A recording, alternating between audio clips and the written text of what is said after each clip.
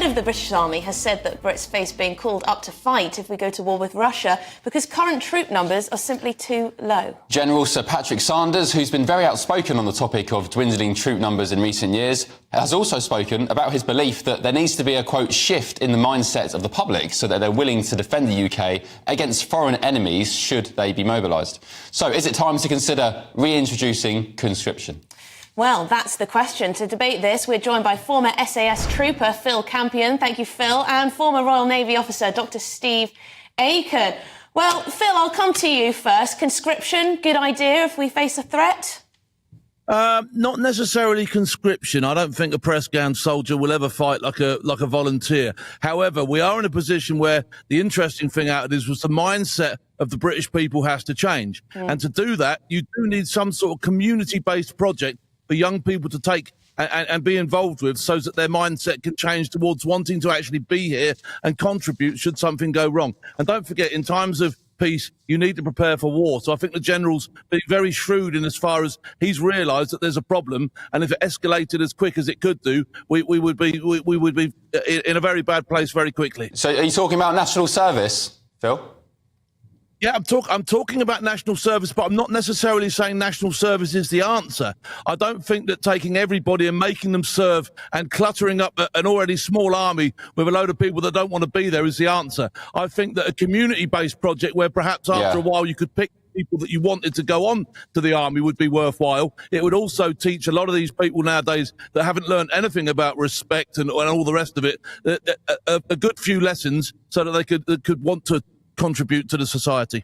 Steve, say Russia came to our shores, should ordinary Brits be conscribed to fight them? And also, as a second question, what happens if Russia invaded a NATO country such as Poland? Would we be expected to go and help out in Eastern Europe? Listen, sort of the war in the Ukraine has been a wake-up call. We need to be ready. And we've already heard from Admiral Barr in NATO. We've also heard from sort of the chief of the Norwegian General Staff. We've already seen across Europe, people are now realizing that, you know, the wake-up call is there. We need to get ready. Now, the reality is with an army of 70-odd thousand, it's far too small. But we need to be able to create a structure that can be able to train people. We're not ready to bring in a conscripted army yet. We need to build the mechanisms to be able to do that. And it's not just soldiers we're going to need. We're going to need cyber warriors. We're going to need all sorts of people who can fight in sort of the information battle space. We'll need more sailors. We'll need more airmen. And actually, we need to deal with our country's industrial capacity because we're going to have to be able to manufacture lots of things like drones. And we just saw this example this week. We're not going to be in a position to make virgin steel anymore in the United Kingdom. Those are real strategic issues that this government should have been sorting out by now, and we need to get on with it. Yeah, you raise a number of pertinent points there. Would you agree also with Phil that maybe we have a bit of a cultural problem, that a lot of young people in this country just would not be up to it, wouldn't accept the need to? No, Phil and I have both served. We have served with some great people from all backgrounds across all of the United Kingdom and beyond. I mean, I think the British people, when they realise what the real threat is, will get ready because actually defending our nation is something of vital importance. And I think people understand it's there, but they also need to have the ability to be able to be trained and come into an organisation and be able to be used. That's the problem. We don't have the infrastructure to do that anymore. I mean, our reserves have been hollowed out. I mean, we don't even have, large numbers of cadets anymore. We've got to be able to work at all these things. So we need to build that infrastructure out. And I think we're running out of time. So one of the things we should be doing is having a real serious conversation across this nation about how we're capable of building up our armed forces and doing it quickly.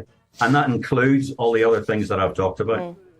Phil, we've had a lot of emails from viewers who said that why would they go and fight for their country, for king and country, and put their life on the line when they feel so disillusioned with the way things are going? They, especially young people, they don't own homes, they can't and won't have families because of that. They have problems with immigration and they disagree with net zero and so many other things. How do we re-engage those people and get them, back on side with Great Britain?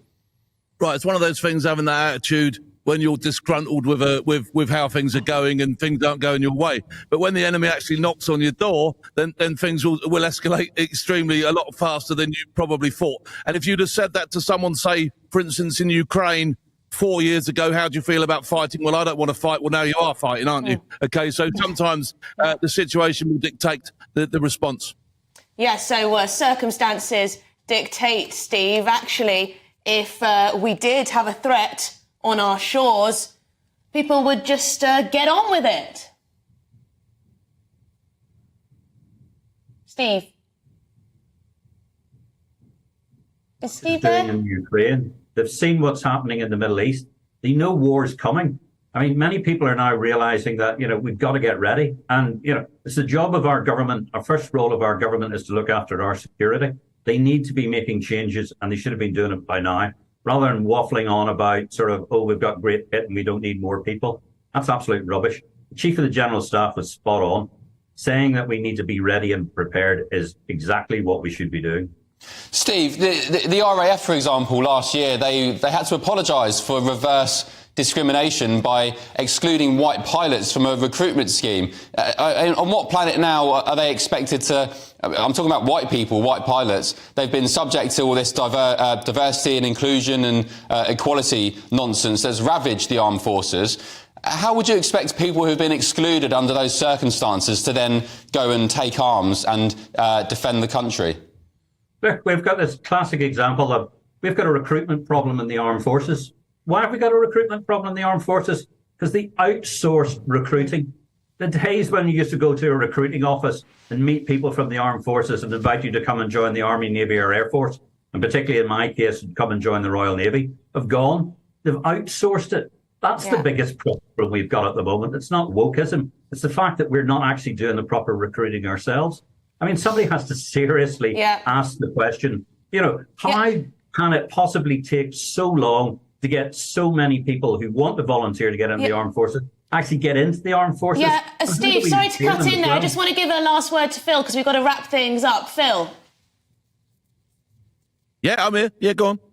Well, your take on that, the recruitment process, what's going on? Why aren't young people signing up?